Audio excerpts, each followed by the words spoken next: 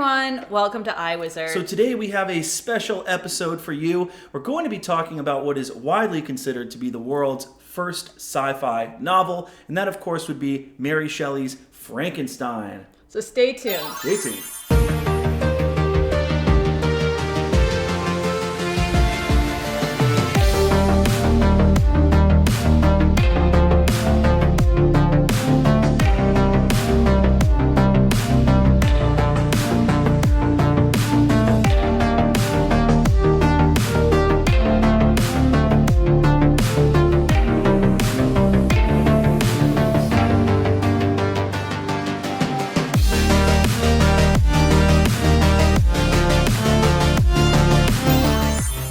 Welcome back, Jordan here. I'm with my lovely wife, Nikki. Let's start with a brief synopsis for those of you who maybe didn't go to high school or who have been living under a rock maybe your entire life. Hey, maybe they didn't read the novel. Maybe they saw a movie, and the movies are very, very different from the novel. That's fair enough. Fair enough. So let's get into a synopsis.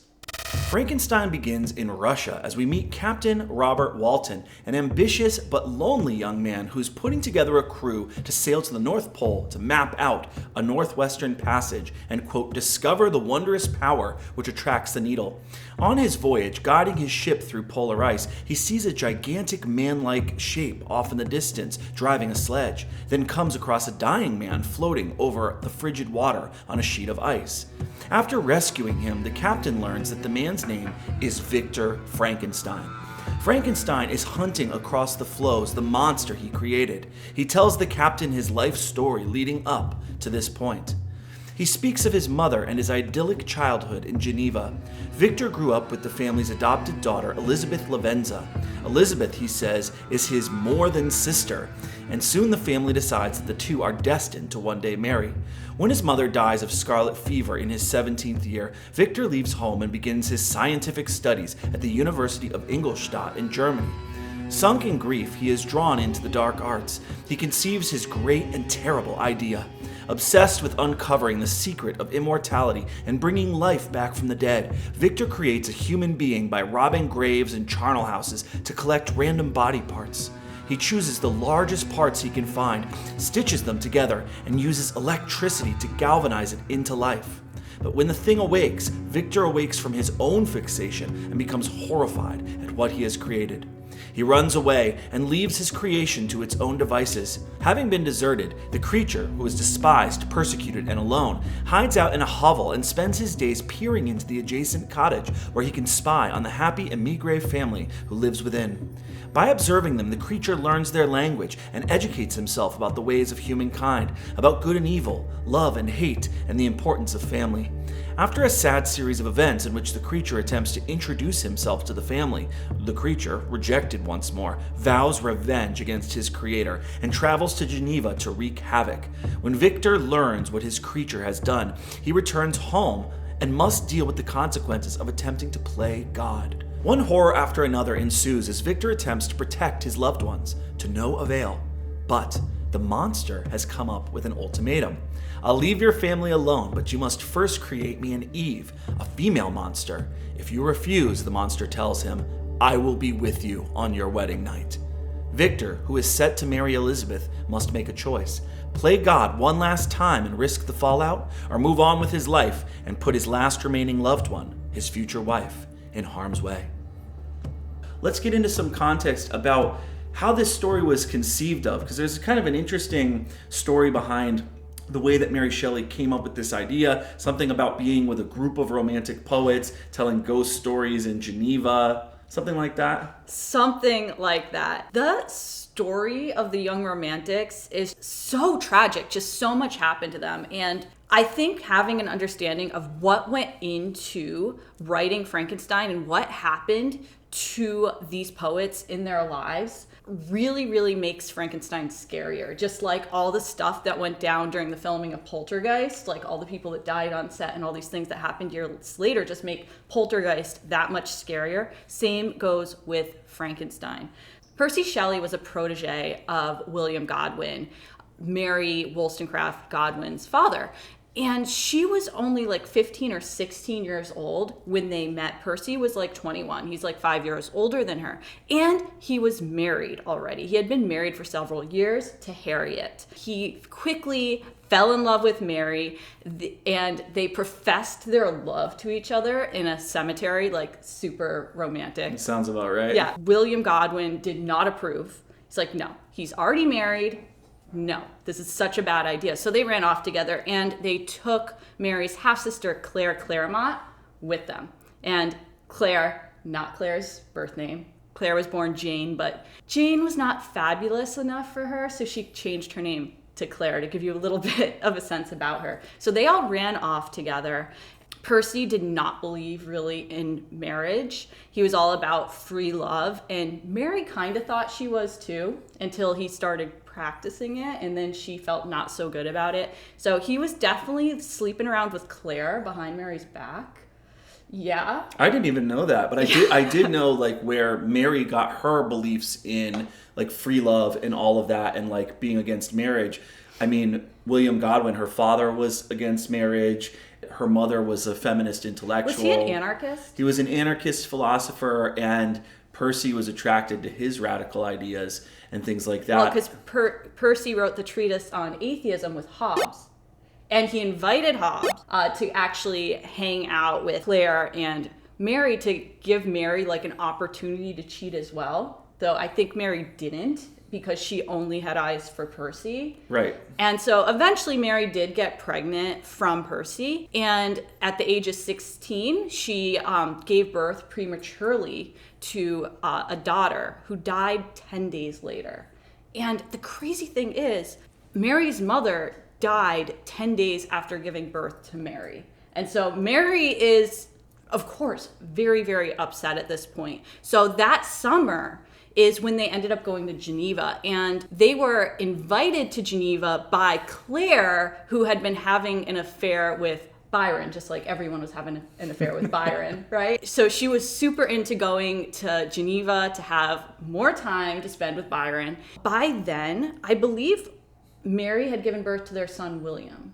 Oh, okay. So William was in tote. It was a really kind of miserable summer. It was very wet and kind of chilly for summer. And so they spent a lot of time indoors hanging out by the fire telling ghost stories. I mean, at some point before you get to that, I believe that, and correct me if I'm wrong, because I think you actually know their biography better than I do, when they eloped, when they took off, they didn't even get married because he was already married. They weren't properly, they eloped, but they weren't properly married. She started calling herself Mary Shelley. Right. And then Percy's wife, Harriet, drowned herself. Not yet. Not yet. Okay, you're out of the timeline. Okay. But the other really interesting thing is Percy did not know Byron. They were not friends at this time. They became friends in Geneva. They hung out together on the lake and became fast friends.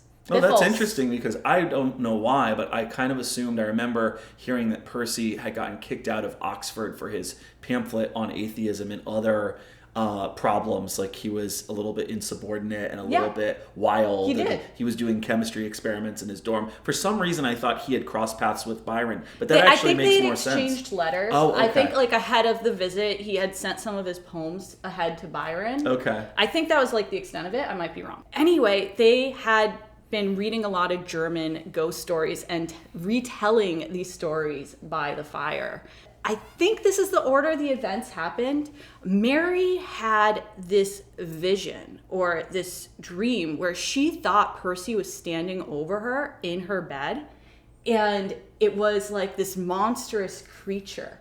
And that was starting to like put the ideas of Frankenstein's monster into her head. And so who all was there? Like it was Percy, Mary, Claire Claremont, and Byron and his doctor, John Polidori. Okay. Yeah. And then maybe someone else too, but I forget. I don't know if there was anyone else. I mean, they had like, I think staff. And the next night by the fire again, Byron was reciting Coleridge's Christabel. And Percy had a bad reaction. He had a panic attack and he started hallucinating. And so such drama queens. Holy cow. And so afterwards, Byron set forth like, okay, so we're all stuck indoors. Let's have Seance? not a seance. Let's have a contest. Yeah, let's have a contest to see who can write the best ghost story. Right. And out of this contest, there were only 2 stories, but they were 2 of the most well-known horror stories of all time.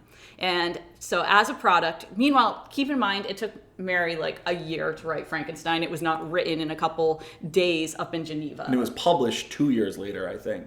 Yes. Yeah, she finished it a year later, and it was published the year after that. So Mary Shelley's Frankenstein came out of it, and Polidori's short story, or novella. Was it a novella? It's a short story. It was based on a short story by Byron, and he turned that into a novella. And that was The Vampire. And when it was first published, Byron got credit for it. They wouldn't believe that it wasn't Byron who wrote it. Vampire with a Y. Vampire. How fancy. Yeah.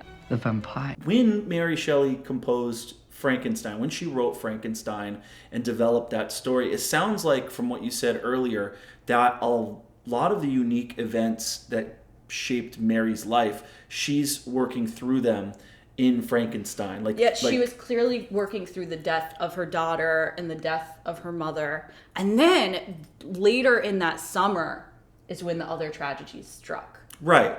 She was totally preoccupied with the question of death. And Frankenstein is a story about this young scientist who is extremely passionate, and he is obsessed with finding the elixir of life, right? The Philosopher's Stone. And he's obsessed in particular with immortality and maybe one day achieving immortality, specifically so that he can keep his loved ones alive and so that he could bring, say, his mother back from the dead. Right. And so he was obsessed with the idea of making sure that no one ever had to die. Victor Frankenstein, the character, had a lot of similarities with Percy. Percy, I possibly helped come up with the title Frankenstein. It has something to do with a rock having paid its toll in advance. I think that it's a German name. Victor was based on Percy.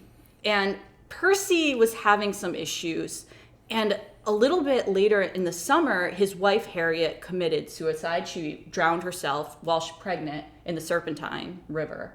And also Fanny, Mary's half-sister, who was had a huge crush on Percy, committed suicide around the same time. So that's 2 deaths there too. Death just followed them around.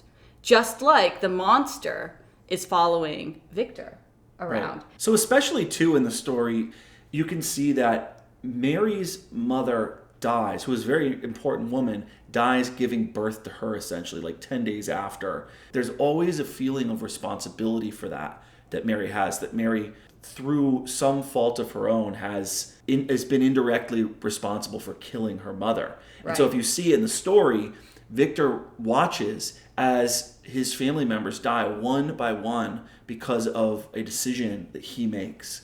And so Victor spends the entire novel feeling like he's responsible for all the mayhem and death. And it seems that aspects of Victor were also modeled on Percy. Percy, who was really into Galvanism at the time, like Luigi Galvani. Giovanni Aldini. Yeah, and the bioelectricity, where you shock animals to make their muscles move. Yeah. And the scientists were doing this on cadavers too. They took the cadaver of a convicted murderer and they were trying to bring it back to life.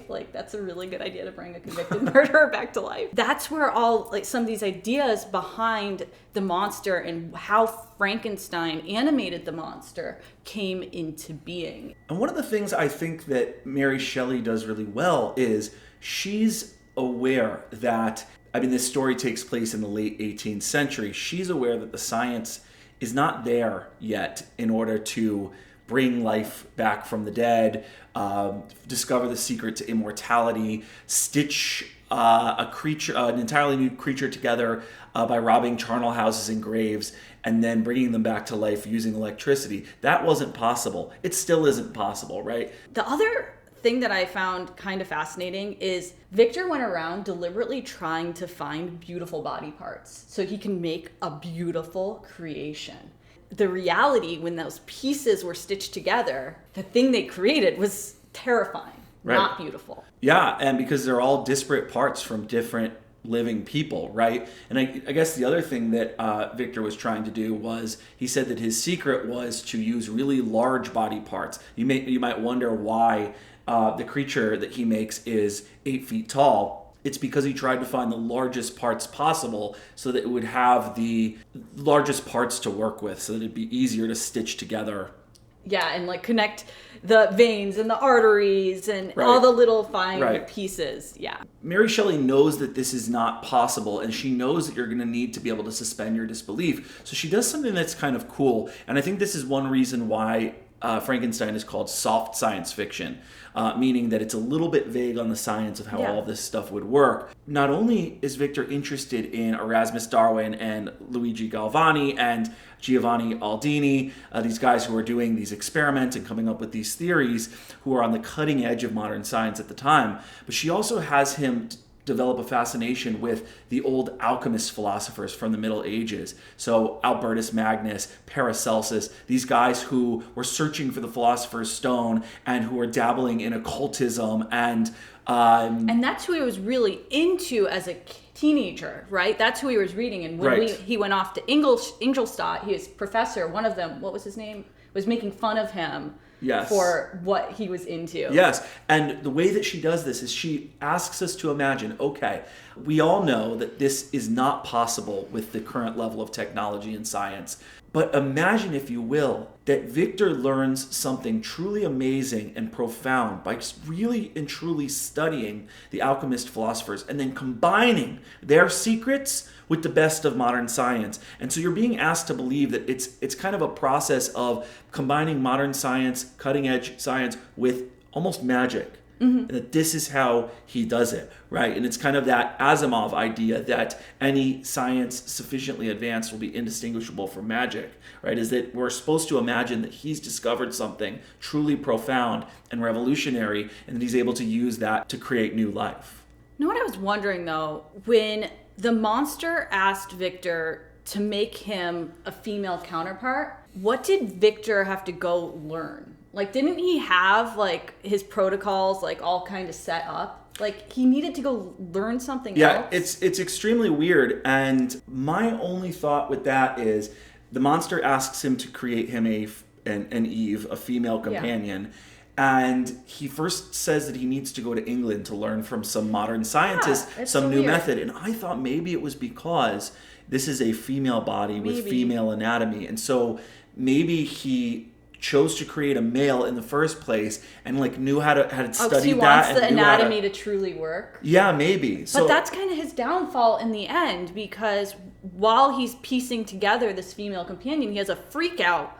And he sees the monster outside and he destroys the female companion because he's thinking, like, what if she's worse than him? What if they start having babies? And then the monsters just take over the world. Well, hey, Victor was the one who said in the very beginning that he wanted to be the father to an entirely new race of beings that would owe their existence to him. Mm-hmm. He does that, and he has the possibility to accomplish what he set out to do. And it turns out that he just doesn't like what he created. So does that make him the modern Prometheus? The modern Prometheus. That was what Mary Shelley gave as the subtitle, right, to the 1818 edition. It was Frankenstein, a modern Prometheus. And correct me if I'm wrong, Percy Shelley writes the poem Prometheus Unbound. Yep, in, 1820? I don't know. I think so. What's the connection for you there? Why call it a modern Prometheus? Prometheus was a titan, right? And he was the titan god of fire. And so what he did is he stole from the gods fire, and that fire represents like knowledge, civilization. And he gave that to humanity. Yeah. And that really ticked the gods off because he wasn't supposed to do that. There's other stories that said that he molded man out of clay. Yeah, he molded man out of mud or clay. And actually there's one line in Frankenstein where Victor says he basically saw his creation as a flame. So I thought that was really cool. Prometheus is the champion of humanity, and he goes and steals the fire back and hides it in a fennel stalk and runs away and goes to hide with his brother Epimetheus. But I think you really can see the similarities, right? Prometheus creates man, creates life, That's what Victor does. And Prometheus is also responsible for stealing something from the gods. And as a consequence of this theft, in Victor's case, he steals the role of the gods. He tries to play God. Right, and Zeus punishes him by having an eagle, which is like a representation of Zeus, right? Like peck out his liver, and then the liver regrows each day, and he has this like Sisyphean, he relives it over and over and over again, this torment. And is then Victor kind of living the same kind of torment after his creation? Yeah, it's his torment exactly in that same way. It's his torment, but it's also to the detriment of humanity as well, because this, of course, is how we get Pandora's jar, or Pandora's box. This is how we get the first woman, and this is how we get chaos unleashed upon humanity. Shall we discuss femininity now that we're, I guess, on chaos and Pandora's box? Sure. Yeah, there's definitely some interesting stuff. I mean, especially if you think about like Elizabeth is kind of waiting for Victor the entire But even over the entire course of the story, yeah. Elizabeth takes in the world. So Victor mentions that Elizabeth likes to go outside and study the beauty of nature. Like that is her thing. Whereas he was always more into how things work, yeah, and learning that. And throughout the book, nature is always described as feminine, as she is Mother Nature. And Mary Shelley actually has Victor chasing nature around as he's chasing the monster around. Yeah, and some people say, well, this is the romantic theme of, stressing yourself out and going through trials and hardships, and then seeing nature as a source of replenishment, catharsis, sublimity, worship. So is that why Victor was so darn weak?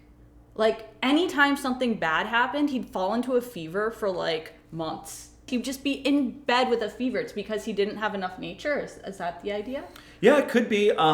You get passages from Wordsworth's Tintern Abbey, and in Tintern Abbey, that's exactly what the poem is. The speaker, Wordsworth, writes, "Oft among lonely rooms and amid the din of towns and cities." And then he talks about the fact that he's stressed out with his busy city life, and in order to get fulfillment and in order to replenish himself and feel like his life is meaningful, he has to take occasional forays out into the countryside. And it's called Tintern Abbey because the speaker is going to the ruins on the banks of the River Wye near Wales in Tintern Abbey. And when he returns to his busy city life to do the things that he has to do in this modern world, he brings nature with him. It lingers in the blood, the speaker says. But then once Victor is exposed to nature for too long, he becomes very, very weak, right? Yeah. When he's in pursuit and out in nature. Yeah, and I think it's important too, something that I want to bring up that you mentioned earlier. Mm-hmm. Mary Shelley draws a clear distinction between the three, I guess you could call them main characters, Henry Clerval, Victor himself, and Elizabeth. And they're kind of playmates growing up. Elizabeth is the one who's interested in aesthetics and art and poetry and this kind of thing. Yes. Victor is interested in the way that things work, being curious, seeing how things are put together, very much into the physical sciences, the hard sciences. Clerval is interested in morality. He's interested in heroic tales and chivalry and... Yeah, he's just a good guy. And when Victor falls ill, Clerval takes care of him. Yeah, but I think that's really important that he's interested in that because Victor isn't. And I think that's one of the... Victor's awful. That's one of the main themes, is that Victor is not interested in trying to understand if... He's the kind of scientist that doesn't ask, should I do this? But can I do this? And he's selfish. And he's selfish, very selfish. Whereas Clerval asks, is this the right thing to do? Right. And Victor isn't concerned with that at all. This is the importance, folks, of the humanities, right? The humanities are supposed to round that part of you out. It's supposed to make you a human. We are not just calculating machines. We are not just logic choppers. There also needs to be a kind of sense of the moral world as well. Right. And once he starts losing loved ones is only when he's like, oh wow, was this moral? Right. And first is the death of his little brother, beautiful William, which is so creepy that Mary named him William because her son, William, died at the age of 3 after this, too. So you name someone who has the same name as your son in this book and then have the monster strangle him? That's so weird. Yeah. Like, why would you do that? That is very weird. But before we leave the discussion that we were having of like femininity and that sort of thing, I did want to mention something that I found really interesting that I read about in a book recently. And I just found this fascinating because I had never thought of this before. We're often told that the moral message of Frankenstein is that this story is fundamentally about a scientist who bites off more than he can chew and tries to play God and fails miserably, right? This author was saying that he actually thought that there was another way to look at it, which is not that Victor is playing God and failing in trying to create life anew. Victor is doing what scientists have always done, and it's trying, and artists and creators of all types, and that's trying to create something new out of existing materials. So that shouldn't really surprise us too much. And what this guy was saying... So scientific creation rather than natural creation. Yeah, which is very kind of like mundane. That's just a normal thing that scientists try to do. Mm-hmm. We invent new drugs, we create art out of existing material. When we write a work of literature, we're combining all of the influences that we've taken. It's not that surprising to me that a scientist would try to do this. So this guy was saying that's really not where the moral lesson lies here. He thought that one of the interesting consequences is that what Victor really does, he doesn't just usurp the power of the gods. He usurps the power of Elizabeth to be the person who creates life. What this story really is about is it's about what happens when you create life and you deprive that life of the principle of the feminine. Like you create life not in a natural way. This man entering into a union with this woman that he loves and creating life and allowing her to nurture this thing. Because of course, remember, the moment after Victor creates his creature, he runs away from it. He does what lots of kind of derelict fathers do, is they create life and then they run off. He runs off. Yeah, but there's not a woman involved. He sees it animated, the eyes open, it's alive, and he just runs down the stairs, he pieces out, and then he doesn't go home after that. He's just like, I'm just going to keep walking around. Right. And that's where Coleridge's Ancient Mariner comes in, right? The thing following close behind on your heels. And there's more parallelism in that when Byron brought up the competition for writing the ghost stories, they were reading tons of Coleridge. And so here's Coleridge appearing again when the monster's animated. And Victor does not go back to his apartment until Clerval comes to visit. Right. And then he's just kind of hoping. He's like, oh my God, please don't be there. Please don't be there. Yeah, so I think... So he abandoned his creation. This is the tragic mistake of the story, is that, Victor creates life, and it's all very abstract and nice and tidy when it's laying there on the table and he's putting it together. He can abstract it. It's beautiful. Yes. The moment the thing wakes up and opens its yellow, watery eyes and stares at him, he freaks out and he becomes scared of it and he runs off.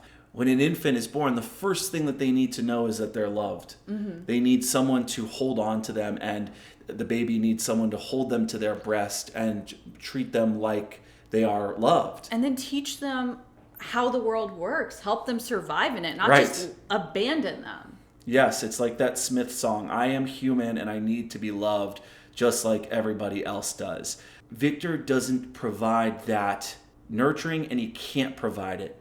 Elizabeth is kept to the margins. She is not a part of this side of his life when she should be. And I think Mary Shelley does that on purpose. She is this woman on the side the entire time, and he is involved in an unnatural act of creation.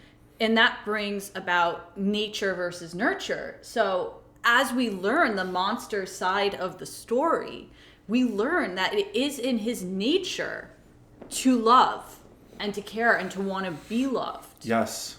Yes, and you really do see that when he, wanders away and he wanders through the woods and he learns about fire. And what's interesting about what Mary Shelley does there is the moment that he wakes up and his creator leaves, you get to see not only the stages of childhood development, like the Piaget stages of childhood development, where he's first learning to figure out how to walk and like his motor skills. He's disoriented. Can't see right. Everything's blurry. Right. Light then hurts he him. he goes through that process where he learns that fire is hot, and he goes through all this trial and error. Then he finds the hovel. Where he ends up staying there's a cottage. He does have a bad experience before that, though, on his way. Yeah. He to get food and get warm, he goes into a cottage, and the guy that's in the cottage just absolutely freaks out. Yeah. And so, runs away from him. So that's like another rejection. Yeah. Actually, I think even before that, he goes into a village and the villagers throw projectiles at him and chase him away. And so he already knows at the very outset that he is an outsider, that he is not wanted. And then he makes his way to this cottage, and there's a little hovel on one side of the cottage, and it's connected to a window that's been boarded up, and the hovel is disused. So he's staying in this thing, taking care of himself, having to learn on the go. And there's a little hole, and he can see through into the cottage, and he basically spends a really long time in there learning the kind of thing that a child will learn. He learns how to speak the language. He learns what love is. He starts to pick out words, and he figures out names kind of first. Like this word represents this person. Yes. And what I hadn't realized is that the monster speaks French. Like, he learns from these French people, like, how to speak and all about life and everything. So I when I read this in high school, I think I forgot that the monster is speaking French. Yeah. So it was more sophisticated. And that's because Victor is speaking German and English and things like that, and we just kind of don't think about it. So not only does Mary Shelley show these stages of maturation and childhood development, but if you look at it simultaneously, she's also showing us the rise of man, like from the outset of inventing fire, right, which is the monster comes into contact with fire and figures out what it is and that he can cook food over it and things like that. And then all the way up through, he reads books while he's spying on the cottagers. He reads Paradise Lost, which is so fitting because it's the fall of man. Yeah, the fall of man. Well, the origins and the fall of man, Adam and Eve. So he reads it in French. Yeah. And Paradise Lost is so important too because Paradise Lost informs Western civilization and our understanding of Christianity almost more than the Bible does, right? If you think about that story of the creation and the fall of man, this is just a few lines in the Bible from Genesis, right? It's really short. Whereas Paradise Lost is this gigantic epic. It's a mountain made out of a molehill, right? And so he is reading Volney's something civilizations. He's learning about cruelty and inequality and poverty and war and all this stuff. And he's also learning about, he's reading Paradise Lost and Plutarch's Lives. And he's also watching what a family is. He's learning about family and love. And he gets his first experience of love by spying on this family. Right, and he tries to help the family out. He leaves them presents of firewood all piled up by their door. Overnight, he goes out and he gets them firewood. And so they're just thinking, oh, like, this is a gift from God and we're so blessed. The monster goes into the cottage one day when the brother and sister are gone to meet with the father because the father's blind, and he thinks like, okay, well, if I get to the father first, he can't see me, so he won't freak out so bad. But the others come home sooner, and he gets just walloped, yes. And then they leave. Right. They run away scared, and he's abandoned again. You really do, when you read Frankenstein for the first time, you get a sense of how inaccurate our culture's portrayal of Frankenstein's creature is. So you go into the Spirit Halloween shop, or you're watching a cartoon, or during Halloween you see like a poster up with Frankenstein on it. Frankenstein is called Frankenstein. It's not Frankenstein's monster. The culture at large seems to think that Frankenstein himself is the monster. Why don't we ever call him Frankenstein's demon? He's referred to as the demon so much in the book. But I feel like that doesn't translate too well for some reason. And it's just interesting that most people think of him as a Frankenstein. It's a Frankenstein, right? And he's green-skinned, and he's got a scar across his head, and he's got a flat top and bolts sticking out of his head. That is not so with Mary Shelley's. No, he has kind of like grayish skin, like a cadaver. Like you would expect, and like black lips, cadaver-like skin, yellow, like Dun jaundiced sockets, eyes, yellow probably. eyes. Yeah. And she makes clear to say that his skin isn't even fully covering his musculature so that you can actually see the musculature underneath. Oh, can we talk about when Victor first bumps into the monster again, when he's out in Geneva in the mountains and the monster just starts charging at him? How terrifying is that? He's just like football, like charging at him like through the Alps. That's another thing people don't talk about very often, is that he moves lightning quick. Yeah. When Victor meets up with him and they have a conversation, when he goes to leave, he scrambles over the rocks very rapidly. Yeah. And so he's not just like... Right. Frankenstein is always portrayed as doing this zombie walk. No, but he's super like agile, and it's not sensitive really to the cold like humans are either. So he's agile. He's extremely strong. He doesn't eat as much food. He doesn't. Well, he lives off like acorns. He can live off like a vegetarian diet, which is interesting. And the biggest thing I think that we get wrong as popular culture about Frankenstein's monster is that he's extremely eloquent. Right? Andrew Clavin, the author, the mystery writer, describes him as a brooding, yearning, eloquent, all too human criminal. I think that's an excellent way to describe him because he is brilliant. He is more well-spoken than Victor is. He is intellectual. And he's so convincing. Whoever he talks to, he convinces. He's like, as long as you get past what he looks like, he is quite convincing in his speech as well. Oh, yeah. I mean, he goes from Victor saying, I hate you, you're a demon, you're the worst thing in the entire world, you're a devil, and I'll never help you. And this, the creature spends, 15 minutes just saying the most beautiful things and the most convincing and compelling kind of sob story about what his life has been like. And it is a sob story. And Victor's like, okay, I'll help you. Just make me a companion. He just wants love. Victor, wants love. Just give him love. Just give him love. So this leads to a question that I've been wanting to ask you because I'm kind of curious about this moving over to Victor. Do you think that Victor actually learns something Absolutely from the events not. that take place? No. I agree. He is completely selfish and self-centered. He loses his little brother, William. Justine is wrongly accused of William's murder, and she ends up getting hanged. And he does nothing He does to nothing intervene. to intervene, and he's just like... he's just kind of feeling bad for himself. He's wallowing a lot. His excuse is, and she's the one that dies. No one would believe me if I did tell them. But he tries nothing. He is not a hero at all. And so then he's always like focused on, okay, what can I do? What can I do? And then he's like, all right, I'll make the woman monster, the female monster.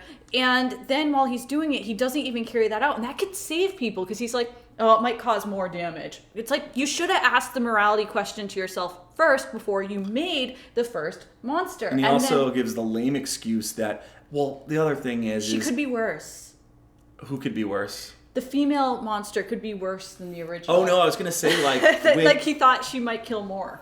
When the whole trial with Justine is going on, one of the reasons he says he doesn't step forward is they couldn't catch him anyways. It's like, are you kidding? If the entire town of Geneva did a manhunt for this thing and went and tried to track him down and tackle him and apprehend him, they would be able to do it if you got enough people involved. Yep. So all of these are just lame excuses for basically being too big of a coward or, I guess, too selfish to want to really do the right thing.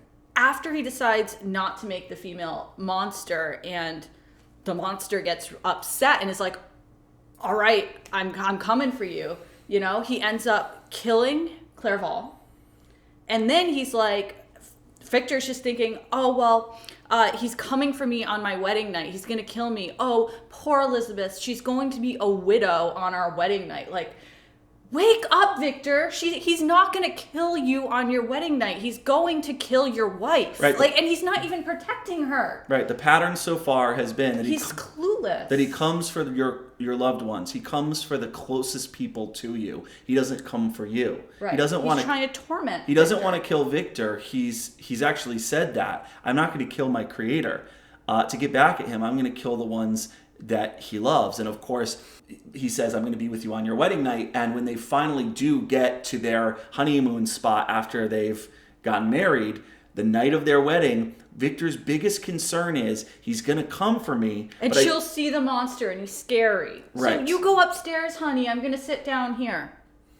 And all of this is after Victor is even given the opportunity to experience what it is like to be that monster. Because after he destroys the female monster, he sails away on a boat and he washes ashore after getting, rid of all the evidence. In Ireland. He washes ashore in Ireland, and they treat him like an outsider. They treat him like he doesn't belong. Like a murderer. They treat him like a murderer and an outcast, and they lock him up.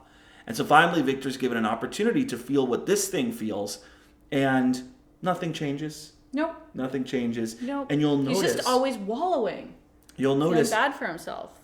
At the end of the whole story, as he's laying there dying, essentially in front of Walton, some of his last words are, "Don't make the mistakes that I made. Don't get too obsessed about your scientific endeavors." Although... Yeah, he puts it on Walton he's like, I'm not putting this on you. That wouldn't be fair. But if I die, you need to destroy the monster. And it's like, wait a second. He's like, Victor is dying of sickness now at the ripe old age of 25 because he's so weak and fragile. At the age of 25, he's not hardy for some reason. Anyway, he's dying on this ship, and he's on his deathbed, and then he gets up and he gives a speech to everyone, and he's like, no, do not give up, sailors. We're not turning around. Right. Carry forth, be brave. Don't be like me, he says. Except what you should do is you should not turn back, and you should keep going with this journey up here in the north, even though you're risking the lives of all of your sailors, and they're forming a mutiny because they feel like they're going to die up there unless he turns back. And Victor says, you guys are cowards.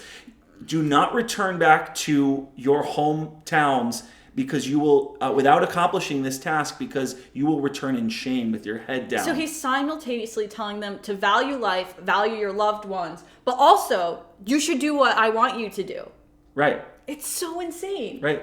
It's so insane. And the really creepy thing that ties into the real life of Mary Shelley in Frankenstein is also the death of Victor and the monster. So when the monster jumps out of the ship into the waters, right? It's like a drowning, essentially. Or he just disappears. But he's going to burn on his funeral pyre, right? And if we look at the latter days of Mary and Percy, in June 1822, by then, Mary had lost 3 children. The only one that was still living was Percy Florence, who ended up living to the age of 70, to a full life. But then she almost dies with a miscarriage. And Percy saves her. He puts her in a tub of ice, and that kind of slows the bleeding, and that saves her. And then a month later, Percy gets in a boating accident and dies. And his body is floating around in the ocean for 10 days. 10 days again, before it ends up drifting to shore. And you know how he was identified because he was so messed up looking by that time? No. In his jacket pocket was Keats' Lamia poem. Really? Really. Wow. Yes. Then when they were burning his body on the funeral pyre, the thing that did not burn, that was taking a long time to burn, was his heart. And so they took his heart out of the pyre and saved it. And the thought is that the heart was partially calcified because he had TB. It could have been a piece of his liver, and it just might have just been that romantic story that it was his heart. But that organ was preserved in alcohol and buried with his son 67 years later. The romantics, especially the young romantics, really have interesting lives and fascinating, stranger than fiction, really. Seriously. Yeah, absolutely. Craziness. What would you say at the end of this overall what would you say is the central idea? What do you think is the overarching moral lesson that can be learned from this story? I think I mentioned mine about motherhood and trying to create life in the wrong ways without a force for nurture and affection and that sort of thing. But what do you think is the kind of central idea of the story? Well, we have Victor and his obsessions that just kind of take over him, and they remove him from his loved ones. They isolate him. Yeah. And they're what keeps him going forward. And he hurts so many people along the way with these obsessions. Yes. And I think that's also a parallel to Percy, because Percy did not care who he hurt. He hurt so many people. Percy was utterly selfish. Right. And so I think that is a big piece of it. Right. And he has these forces in his life that are supposed to keep him grounded, but he shuts them out. And you're right, there's a long description of how utterly obsessed he becomes, locking himself away in this attic where he creates the thing and becoming not even going out into the light, just becoming totally all consumed and preoccupied with his endeavors, with his scientific discovery. He's the wasting away scientist who's just obsessed with his pursuits, but he's not acting like a human. Right. He himself is acting like the monster. Okay, since we're so far along in this discussion now, I'm just going to bring up an absolutely insane point that I was starting to think for a while until I got to the end of the book. So we start out with these letters that Walton is writing to his sister, and Walton is an explorer, right? And so he's been out at sea for a while now when he sees the monster and when he meets Victor, right? Mm-hmm. And when he meets Victor, he's such a lonely guy, right? He like loves Victor because he has someone else to like talk to about science and stuff. But I'm just gonna go there for a second. Is Victor even there? Did any of this happen, or is this a whole fabricated story that Walton came up with his like fantasies of science? That's really interesting. I don't think that is what Mary Shelley was trying to do, and I hadn't even thought of that. Because it's all his letter. Because even when Victor's telling his story, it's Walton writing it, and then when the monster's telling his story, it's like so far removed. It's Victor telling the monster story that's written by Walton. I'm aware of that. It's an epistolary novel.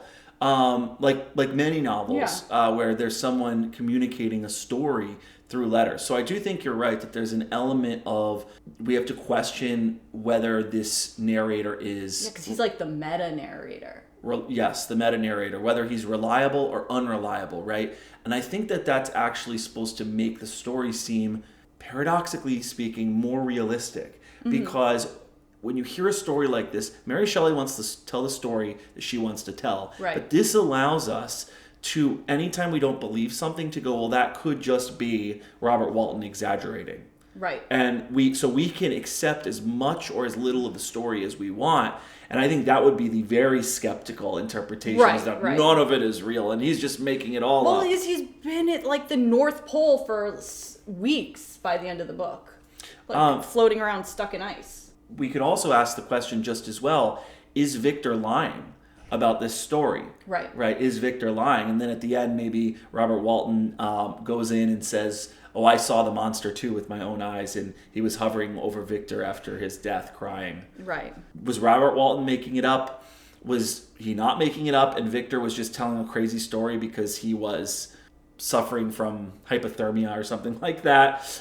But what I think ultimately what the structure allows us to do is, I think that the structure echoes the thematic search in this story for something deep, something dark, and for a secret at the heart of the narrative. And I think the point of the structure of this is to allow us to peel back the layers of the onion, to unravel the story piece by piece, and to show it to us and to have these layers. And I think the layers are not an accident. So it starts out as Robert Walton has this young man with his own hopes and his own dreams, and he's writing letters to his sister. Mm-hmm.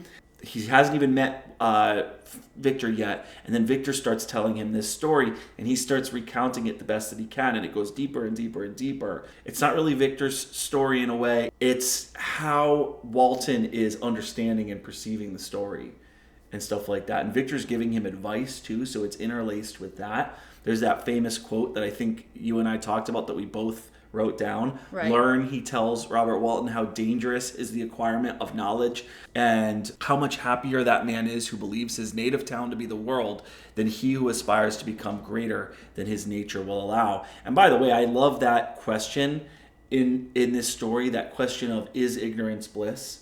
And that with knowledge comes suffering, and that there's this sense in which it really is true that the more you learn, there's a way in which the more suffering, the more miserable you become. Right. And this idea that if you were just a small town person with these simplistic concerns, this very basic... Is your life more meaningful then? There's a sense in which it's a much easier, happier life to feel like the whole world is your town, where everyone knows you and you understand everyone, and life isn't that complicated. Well, that's bringing back in the human connections, because in that kind of life, you have more of those connections that ground you, that give you meaning, and that's what Victor is isolating himself from, and that's what he's warning Walton not to do, even though he contradicts himself. Yeah, and I think that really foreshadows. I think this novel is ahead of its time in that way, and that it foreshadows that sense that we have today, where we are all these cosmopolitan. There's that David Goodhart book